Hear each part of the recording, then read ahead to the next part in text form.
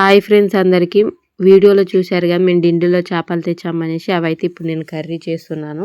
మనం ఫస్ట్గా onion cut చేసుకొని అలాగే చింతపండు కూడా నానబెట్టుకోవాలి. ఒక కడాయి తీసుకొని దాంట్లో 3 టేబుల్ స్పూన్ ఆయిల్ వేసి మంచిగా మనం కట్ చేసి పెట్టుకున్న ఆనియన్స్ మంచిగా గోల్డెన్ బ్రౌన్ కలర్ వచ్చే వరకు వేయించుకోవాలి. ఆ తర్వాత ఒక మిక్సీ తీసుకొని అందులో మనం నానబెట్టుకున్న చింతపండు అలాగే వేయించుకున్న ఆనియన్స్ 2 వేసి మంచిగా మిక్సీ పట్టుకోవాలి. అలాగే కొంచెం కారం ఉప్పు మనకు తగినంత వేసుకొని కలుపుకుంటే అయిపోతుంది. మీకైతే ఇందులో ఒక చిన్న స్టోరీ చెప్తాను మా ఫ్యామిలీది. మా తాతకి 4 కూతుర్లు అనమాట. ఆ 4 కూతుర్లు మంచిగా పెంచుకుంటూ ఉండేవాడు. అయితే ఒకరోజు డైలీ వెళ్ళినట్టే ఒక చేనుకి అయితే వెళ్తుంటే ఒక గుంత దగ్గర ఒక బాబు కనిపించిండు. అయితే వాళ్ళ మదర్ అంట ఆ గుంత దగ్గర వదిలేసిపోయిందంట. అయితే మా తాత అయితే అతన్ని ఏం చేయాలా అని ఆలోచించాడు. అసలు ఏం చేశాడా అనేది నేను నెక్స్ట్ పార్ట్లో చెప్తాను.